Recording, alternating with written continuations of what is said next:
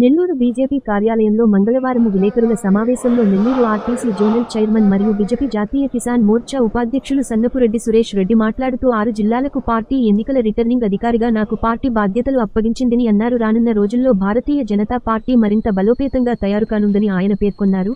దేశవ్యాప్తంగా అతిపెద్ద రాజకీయ పార్టీగా నేడు భారతీయ జనతా పార్టీ ఆవిర్భవించిందని, రాబోయే కాలంలో పార్టీని మరింత బలోపేతం చేసి ఒక పోలింగ్ బూత్కు 2 క్రియాశీలక సభ్యులను నియమించి క్షేత్రస్థాయిలో పార్టీని ప్రజల్లోకి తీసుకెళ్తామన్నారు. కాంగ్రెస్ పార్టీ నాయకుడు రాహుల్ గాంధీ ఇటీవల తప్పుడు గ్లోబల్ ప్రచారం చేస్తున్నారని ఆరోపించారు. నేడు రాజ్యాంగ దినోత్సవం సందర్భంగా దేశవ్యాప్తంగా బీజేపీ రాజ్యాంగ దినోత్సవాన్ని ఘనంగా నిర్వహిస్తుందని తెలియజేశారు. త్వరలోనే పార్టీలో సంస్థాగత ఎన్నికల నిర్వహణకు రంగం సిద్ధం చేస్తున్నట్లు చెప్పారు.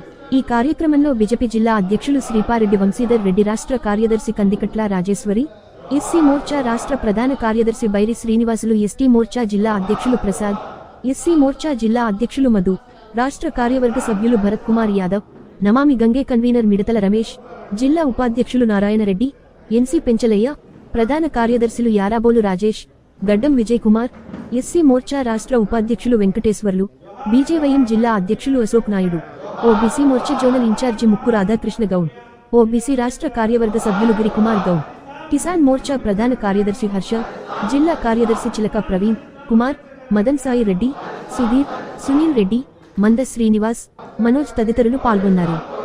అందరికీ కూడా హృదయపూర్వక నమస్కారాలు. మిమ్మల్ని అందరినీ కూడా ఒక విషయంలో పార్టీ వైపు నుంచి ఒక సీనియర్ లీడర్గా ఒక రిక్వెస్ట్ చేస్తున్నా. బీజేపీ ఆఫీసులో జరిగేటువంటి ప్రెస్ కాన్ఫరెన్స్లో కూడా మీరు 4-5 మాట్లాడుతుంటారు. ఇట్లా 1 నిమిషం 2 నిమిషాలు అవకాశం ఇవ్వాలా? ఎందుకంటే దేశంలో ప్రధానమైనటువంటి రాజకీయ పార్టీ ఇది. అందువల్ల మీరు కూడా ఆ రకంగా కొంత మాకు అవకాశం ఇవ్వాలని, మా నాయకత్వానికి కూడా ఆ రకంగా అవకాశాలు కల్పిస్తారని చెప్పేసి మిమ్మల్ని మొదటగా విజ్ఞప్తి చేస్తున్నా. రెండవది, ఇవాళ నా ప్రధానమైనటువంటి నేను చెప్పదలుచుకున్నది, నేను ఆర్టీసీ జోనల్ చైర్మన్ అయినప్పటికీ కూడా ఇవాళ పార్టీకి సంబంధించి ఆంధ్రప్రదేశ్ రాష్ట్రంలో ఎన్నికలు జరుగుతున్నాయి. దాంట్లో ప్రధానంగా నేను చిత్తూరు నుంచి తిరుపతి నుంచి గుంటూరు వరకు, అంటే 6 జిల్లాల ఎన్నికల అధికారిని. అంటే నేను రిటర్నింగ్ ఆఫీసర్ అవుతాం, మేము 3 ఉంటారు నా మాదిరిగా. సో దానికి సంబంధించిన సబ్జెక్ట్ మీ ద్వారా చెప్పాలనుకున్నాం. అయితే మీరందరూ ఇంత వర్షంలో కూడా మీరందరూ వచ్చినందుకు ముందుగా మీకు ప్రత్యేకంగా ధన్యవాదాలు తెలియజేస్తున్నాను. దేశవ్యాప్తంగా భారతీయ జనతా పార్టీ ఈ రాజ్యాంగ దినోత్సవాన్ని ఇవాళ జరుపుకోమని చెప్పేసి పార్టీ నిర్ణయించింది. మేము మొదటి నుంచి జరుపుతూ ఉన్నాం. అయినప్పటికీ కాంగ్రెస్ పార్టీ రాహుల్ గాంధీ పనిగట్టుకొని ఒక గోబెల్స్ ప్రచారం పార్లమెంట్ ఎన్నికల్లో తీసుకొచ్చారు. వీళ్ళు రాజ్యాంగాన్ని మార్చేస్తారు, రిజర్వేషన్స్ రద్దు చేస్తారు అని రకరకాలైనటువంటి కళ్ళబొల్లి కబుర్లు చెప్పి గ్లోబల్స్ ప్రచారంతో నరేంద్ర మోడీ ప్రతిష్టను దెబ్బతీయడానికి ప్రయత్నం చేశారు. అది వాస్తవం కాదని హర్యానా, మహారాష్ట్ర ప్రజలు కూడా గుర్తించారు. అందువల్ల కాంగ్రెస్ పార్టీకి మొన్న జరిగిన ఎన్నికల్లో కూడా వాళ్ళకి పూర్తిగా కూడా ప్రజలు గుణపాఠం చెప్పారు. కాబట్టి మొదటి నుంచి కూడా భారతీయ జనతా పార్టీ రాజ్యాంగానికి కట్టుబడి ఉంది, రిజర్వేషన్స్ కట్టుబడి ఉంది. వాజ్పేయి గారి టైంలో కూడా రిజర్వేషన్స్ని మేము కొనసాగించాం 10 సంవత్సరాలు. అది అంతేకాకుండా ఇవాళ ఎవరైతే ఉద్యోగస్తులు ఉన్నారో వాళ్ళల్లో కూడా ఈ ప్రమోషన్స్లో కూడా రిజర్వేషన్స్ని అమలు చేసిన ఘనత వాజ్పేయి గారి ప్రభుత్వానికి దక్కింది. అందువల్ల భారతీయ జనతా పార్టీ, కేంద్రంలో ఉన్న నరేంద్ర మోడీ గారి ప్రభుత్వం రాజ్యాంగానికి బద్దులై పరిపాలన సాగిస్తారని చెప్పేసి ఈ సందర్భంగా నేను మనవి చేస్తున్నాను. అయితే నేను రాష్ట్రంలో అసిస్టెంట్ రిటర్నింగ్ ఆఫీసర్ బీజేపీగా పనిచేస్తూ మొన్ననే ఢిల్లీలో కూడా మాకు ఈ సంఘటన పరకు సంబంధించినటువంటి సమావేశాలు జరిగినాయి. భారతదేశం ఒక ప్రజాస్వామిక దేశం. భారతీయ జనతా పార్టీ డెమోక్రటిక్ విలువలను ఏదైతే ఉన్నాయో, ప్రజాస్వామ్య విలువలని కాపాడుకుంటూ 1980 నుంచి ఇప్పటి వరకు కూడా దశల వారీగా మేము ఎప్పటికప్పుడు ఎన్నికలు జరుపుకుంటూ బూత్ స్థాయి నుంచి అఖిల భారత అధ్యక్షుడి వరకు కూడా నియమబద్ధంగా ఈ యొక్క ఎన్నికల ప్రక్రియ అనేటువంటిది భారతీయ జనతా పార్టీ చేస్తూ ఉంది. మీకు తెలిసి ఇప్పటికే మా అఖిల భారత అధ్యక్షుడు నడ్డా గారి యొక్క పదవీకాలం అయింది. అందువల్ల ఎన్నికలు ప్రకటించడం జరిగింది. ఆంధ్రప్రదేశ్లో కూడా రిటర్నింగ్ ఆఫీసర్గా సీనియర్ నాయకులు అడ్వకేట్ పాకా సత్యనారాయణ గారు నియమించడం జరిగింది. నేను ఈ యొక్క కోస్తా ప్రాంతంలో నేను ఎన్నికల రిటర్నింగ్ అధికారిగా అసిస్టెంట్ రిటర్నింగ్ అధికారిగా ఉన్నాను.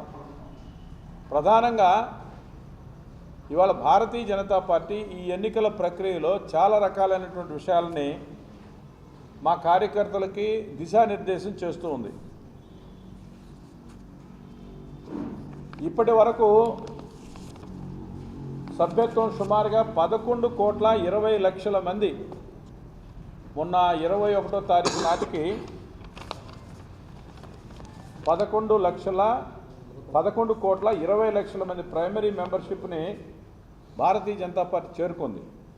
అయితే ఇంకా చాలా రాష్ట్రాల్లో ఎన్నికల ప్రక్రియ జరుగుతున్న సందర్భంలో మహారాష్ట్ర కానీ, జార్ఖండ్ కానీ, హర్యానా కానీ, పశ్చిమ బెంగాల్ ఇలాంటి రాష్ట్రాల్లో ఇంకా మా యొక్క మెంబర్షిప్ ప్రక్రియ సాగలేదు. అది కాకుండానే గతంలో ఉన్న మా టార్గెట్ కంటే మించి వాళ్ళ మెంబర్షిప్ జరగడం అనేటువంటిది చాలా సంతోషదాయకం. ఆ రకంగా భారతీయ జనతా పార్టీ వాళ్ళ ప్రపంచంలోనే అతిపెద్ద కార్యకర్తల సభ్యత్వం కలిగినటువంటి ప్రజాస్వామ్య పార్టీగా మరొకసారి మేము రుజువు చేసుకోవడం జరిగింది. సో అట్లనే ఇప్పటికీ 25వ తారీఖు నాటికి మా యొక్క మెంబర్షిప్ అన్ని రాష్ట్రాల్లో పూర్తయింది. యాక్టివ్ మెంబర్షిప్ అనేటువంటిది ఏదైతే ఉందో ఆ యాక్టివ్ మెంబర్షిప్ కూడా నిన్నటి నాటికి నవంబర్ 25 నాటికి దేశంలో సుమారుగా 4,20,000 మంది పైచిలకు యాక్టివ్ మెంబర్స్ కూడా ఇప్పటికే నమోదు కావడం జరిగింది. ఇదంతా కూడా సైంటిఫిక్గా వాళ్ళ యొక్క మన డిజిటల్ విధానం సరళ యాప్లో లోడ్ చేసి వాళ్ళందరి యొక్క పేర్లు నమోదు చేసుకొని 100 రూపీస్ కూడా సెంట్రల్ పార్టీకి ఈ యొక్క యాప్ ద్వారానే చెల్లించి వాళ్ళందరూ పూర్తి డీటెయిల్స్ని కూడా ఇస్తూ భారతీయ జనతా పార్టీ యొక్క యాక్టివ్ మెంబర్షిప్గా కూడా చేరడం జరిగింది. ఇంకా కూడా ఇవాళ మనం ఆలోచించినట్టయితే భారతీయ జనతా పార్టీ మొదటి నుంచి ఒక విధానం చెప్తూ ఉంటుంది. 6 సంవత్సరాల పాటు ఈ ప్రైమరీ మెంబర్షిప్ కంటిన్యూ అవుతుంది. ఇవాళ చేరినటువంటి వాళ్ళు 6 సంవత్సరాలు కూడా ఇది కంటిన్యూ అవుతుంటుంది. అదే రకంగా ఎవరైతే 6 సంవత్సరాల పాటు యాక్టివ్ మెంబర్గా ఉంటారో అంటే 2 టర్మ్స్ యాక్టివ్ మెంబర్గా ఉంటేనే వాళ్ళు మండల ఎన్నికలకు కానీ జిల్లా ఎన్నికలకు కానీ అర్హులు అవుతారు. ఆ రకంగా భారతీయ జనతా పార్టీ ఈ యొక్క పార్టీని సీనియర్స్కి కొంత బాధ్యత ఇస్తూ అనేక సంవత్సరాల నుంచి పార్టీ కోసం పనిచేసినటువంటి వాళ్ళందరినీ కూడా ఈ యాక్టివ్ మెంబర్షిప్లో చేర్చడం, అదే రకంగా మండల జిల్లా ఆ పై బాధ్యతల్లో ఉన్నటువంటి వాళ్ళందరూ కూడా 6 సంవత్సరాలు కనీసమైనటువంటి సభ్యత్వం కలిగి యాక్టివ్ మెంబర్షిప్ ఉంటేనే వాళ్ళు వీటికి అర్హులని చెప్పేసి కేంద్ర నాయకత్వం కూడా చాలా స్పష్టంగా చెప్పడం జరిగింది. సో ఆ రకంగా దేశవ్యాప్తంగా కూడా ఇవాళ బూత్ స్థాయి ఎన్నికల ప్రక్రియ స్టార్ట్ అయింది. ప్రతి బూత్లో కూడా మా యొక్క ఆలోచన 2 యాక్టివ్ మెంబర్షిప్ ఉండాలని, ఈ యొక్క బూతుల్లో 1+11 ఎలక్టెడ్ కమిటీ ఏదైతే ఉందో బూతుల్లో అవన్నీ కూడా ఈ నెలాఖరు లోపల మాకు బూత్ కమిటీల యొక్క ఎన్నికలు అవుతాయి. ఈ ఎన్నికల ప్రక్రియ అనేటువంటిది ఎక్కడికక్కడ కూడా ముందుగా వాళ్ళకి తెలియజేయాలి. 24 గంటలకు ముందుగా అక్కడ మాకున్నటువంటి శక్తి కేంద్రాలకు ఆధారంగా బయట నుంచి వ్యక్తులు వెళ్తారు. వాళ్ళందరితో కూడా మాట్లాడి అక్కడ ఎన్నికైనటువంటి ఆ యొక్క బూత్ కమిటీ అధ్యక్షుడు +1+11 మహిళలకు ప్రాధాన్యత ఇవ్వాలా, ఎస్సీ ఎస్టీలకు ప్రాధాన్యత ఇవ్వాలా, సామాజికంగా వర్గాలు ఏదైతే ఉన్నాయో ఆ గ్రామంలో లేదా ఆ పట్టణంలో ఉన్నటువంటి బూతుల్లో ఏ వర్గాలు అయితే ఉన్నాయో వాళ్ళకి సముచిత స్థానం ఇస్తూ ఆ రకంగా ఈ ఎన్నికల ప్రక్రియని బూత్ కమిటీ యొక్క ఎన్నికల ప్రక్రియని పూర్తి చేయాలి. సో పెద్ద ఎత్తున వాళ్ళ దేశంలో అనేక ప్రాంతాల్లో బూత్ కమిటీ యొక్క అధ్యక్షుని ఎన్నిక ఒక పండుగ వాతావరణం జరుగుతుంది. 50 మంది సభ్యులు ఉంటేనే బూత్ కమిటీ ఎన్నిక అర్హత వస్తుంది, ఎలక్టెడ్ బాడీ ఉంటుంది. 50 సభ్యత్వం పూర్తి కాకపోతే అడహా కమిటీ మాత్రమే ఉంటుంది. ఈ రకంగా పార్టీ చాలా శాస్త్రీయంగా ప్రజాస్వామ్యబద్ధంగా ఈ యొక్క ఎన్నికల ప్రక్రియని దేశవ్యాప్తంగా కూడా చేస్తున్నారు. ఎక్కడా కూడా దీంట్లో 24 గంటలకు ముందు తెలియజేయాలి. ఆ గ్రామ బూత్కు సంబంధించినటువంటి వాళ్ళు కాకుండా పక్క బూత్ నుంచి వెళ్ళాలి. దాన్ని ఆ రకంగా నామినేషన్ ఫామ్స్ కానీ అన్ని ఫిలప్ చేయాలి. ఆ రకంగా ఈ యొక్క 30వ తారీఖుకి బూత్ కమిటీలు పూర్తవుతాయి. ఈ బూత్ కమిటీలో ఎవరైతే ఎన్నుకోబడ్డారో ఈ యొక్క 11 మంది ప్లస్ 1 12 మంది వీళ్ళు ఓటర్స్ అవుతారు. రాబోయేటువంటి రోజుల్లో మళ్ళా మండల యొక్క ఎన్నికలు జరుగుతాయి. మండలంలో కూడా 50% బూతులు అయితేనే మండల కమిటీ ఎన్నిక అవుతుంది. ఆ రకంగా మండల కమిటీ ఎన్నికకి ఈ యొక్క బూత్ కమిటీ ఎవరైతే ఉన్నారో ఎన్నికైనటువంటి కమిటీ ఉందో వాళ్ళు ఓటర్లు అవుతారు. ఆ మండలంలో రిటర్నింగ్ అధికారులు ఎవరైతే ఉన్నారో ఆల్రెడీ ప్రకటించాం. ఏ మండలంలో ఉన్నటువంటి వాళ్ళు ఆ మండలంలో కాకుండా పక్క మండలం నుంచి వెళ్తారు. ఎన్నికల అధికారి అక్కడికి వెళ్ళి ముందుగా 24 గంటలకు ముందుగా వాళ్ళకి తెలియజేస్తారు. ఆ రకంగా పద్ధతి ప్రకారంగా ఈ ఎన్నికల ప్రక్రియ దేశవ్యాప్తంగా జరుగుతుంది. ఆ రకంగా డిసెంబర్ 1 నుంచి డిసెంబర్ 15 లోపల మండల కమిటీ ఎన్నికలు మొత్తం పూర్తవుతాయి. అదే రకంగా డిసెంబర్ 15 నుంచి డిసెంబర్ నెలాఖరికి జిల్లా కమిటీలు మొత్తం దేశవ్యాప్తంగా కూడా పూర్తవుతాయి. దాని తర్వాత రాష్ట్ర కమిటీ జనవరి 10వ తారీఖు లోపల రాష్ట్ర కమిటీలు, అదే రకంగా జనవరి 15-20 తారీఖుల లోపల ఆల్ ఇండియా అధ్యక్షుని యొక్క ఎన్నిక ఈ రకంగా జరుగుతుంది. 50% స్టేట్స్ కానీ ఎన్నికలు జరిగినట్టయితే ఆల్ ఇండియా ప్రెసిడెంట్ యొక్క ఎన్నిక జరుగుతుంది. ఈ రకంగా పార్టీ మొత్తం దీనికి ఒక సిస్టమేటిక్గా తయారు చేసింది. అంతేకాకుండా ఈ నెల మళ్ళీ 30వ తారీఖున విజయవాడలో కూడా ఆంధ్రప్రదేశ్లో ఈ సంఘటన పర్వకు సంబంధించినటువంటి వర్క్షాప్ కూడా ఉంటుంది. ఆ రకంగా భారతీయ జనతా పార్టీ ఈ యొక్క ప్రక్రియని మొత్తం కూడా ప్రజాస్వామ్యబద్ధంగా బూత్ స్థాయి నుంచి అఖిల భారత స్థాయి వరకు కూడా ఎన్నికల ప్రక్రియ అనేటువంటి జరుపుకుంటూ ఏ ఒక్క వ్యక్తి యొక్క డామినేషన్ కానీ ఎవరి యొక్క బలవంతం మీద కాకుండా ప్రజాస్వామ్య పద్ధతుల్లో ఎవరు జోక్యం లేకుండా అక్కడ ఉన్నటువంటి కార్యకర్తలు అందరూ కూర్చొని కన్సెషనెస్ ద్వారా వాళ్ళతో ఒకరికొకరు అభిప్రాయాలు పంచుకోవడం ద్వారా ఈ ఎన్నికలని సజావుగా జరపని చెప్పింది. అదే రకంగా సామాజిక వర్గాలు ఎవరైతే ఉన్నారో వాళ్ళందరికీ కూడా అవకాశాలు ఇవ్వాలా.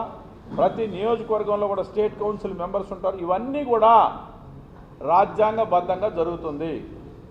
ఆ రకంగా ప్రపంచంలో కమ్యూనిస్టు పార్టీకి కూడా సభ్యత్వం ఉంది. కానీ కమ్యూనిస్టు పార్టీ ప్రజాస్వామ్యాన్ని నమ్మదు. ప్రజాస్వామ్యాన్ని నమ్మి ప్రపంచంలో ఉన్నటువంటి ఏకైక అతిపెద్ద రాజకీయ పార్టీ ఏదైనా ఉందంటే అది ఇవాళ భారతీయ జనతా పార్టీ మాత్రమే. ఆ రకమైనటువంటి భారతీయ జనతా పార్టీ ఎన్నికల ప్రక్రియను ఇంత పెద్ద ఎత్తున చాలా సైంటిఫిక్గా 4 నెలల్లో సెప్టెంబర్ 2ను ప్రారంభిస్తే జనవరి 10-15 తారీఖులకి మొత్తం యొక్క ప్రక్రియ పూర్తవుతుంది. ఆ రకంగా పెద్ద ఎత్తున ఇవాళ బీజేపీలో సభ్యులుగా చేరుతున్నారు.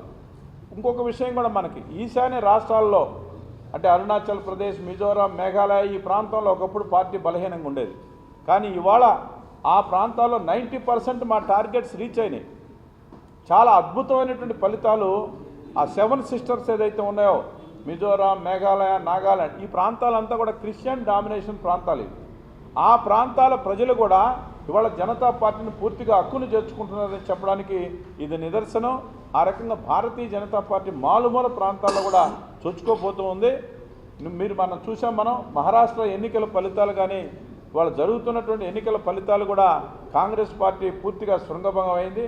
ఉప ఎన్నికలు 48 చోట్ల జరిగితే భారతీయ జనతా పార్టీ దాని మిత్రపక్షాలు 26 స్థానాల్లో గెలిస్తే కాంగ్రెస్ పార్టీ కేవలం 7 స్థానాలు మాత్రం గెలిచింది. పార్లమెంట్ ఎన్నికల తర్వాత జబ్బలు జరుచుకొని మేమేదో కాంగ్రెస్ పార్టీ పెరిగిపోతుందని చెప్పినటువంటి వాళ్ళకి ప్రజలు సరైన సమయంలో వాళ్ళకి గుణపాఠం చెప్పారు. అందువల్ల భారతీయ జనతా పార్టీ ప్రజలకు సంక్షేమ అభివృద్ధి కార్యక్రమాలను 2 కళ్ళుగా తీసుకొని పార్టీని సంస్థాగతంగా ముందుకు తీసుకుపోవడం దీంట్లో భాగం. మరొకసారి మహారాష్ట్ర కానీ హర్యానా కానీ మూడోసారి ఎన్నికలకు రావడానికి కారణం ఏంటంటే బూత్ స్థాయిలో భారతీయ జనతా పార్టీ బలమైనటువంటి కమిటీలను వేయడం ద్వారా డెమోక్రటిక్గా అన్ని వర్గాల ప్రజలను దగ్గరికి హక్కును చేర్చుకోవడం ద్వారా భారతీయ జనతా పార్టీ విజయం సాధిస్తూ ఉంది. మా విజయానికి ప్రధాన కారణం మా బూత్ కమిటీలు, మా పన్నా ప్రముఖులు. ఆ రకంగా ఈ యొక్క బూత్ కమిటీస్ని కూడా మేము చాలా పకడ్బందీగా డెమోక్రటిక్ సిస్టంలో చేస్తున్నామని మీకు అందరికీ కూడా తెలియజేస్తున్నాను. ఇవాళ ఈ సబ్జెక్ట్ చెప్పడానికి నేను ఇక్కడ రావడం లేదు. ఇది డ్రై సబ్జెక్టే అయినా కానీ ఎక్కడో దగ్గర చెప్పాలి కాబట్టి మీరందరూ సహకరించాలని మనం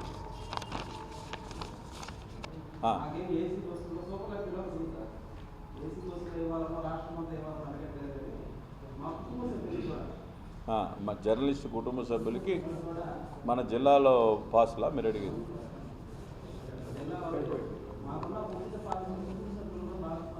కుటుంబ సభ్యుల్ని కూడా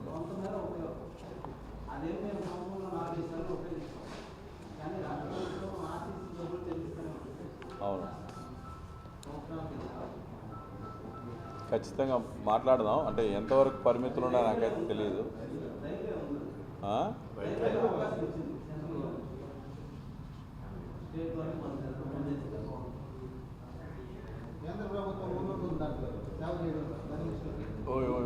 ఉండు త్వరలోనే మన మంత్రివర్యులు నారాయణ గారితో కూడా కలుద్దాం. మన టీం ఒకసారి కలిసి ఆయన ద్వారా కూడా ఒక మాట తీసుకొని ప్రయత్నం చేద్దాం. థ్యాంక్ యూ అండి.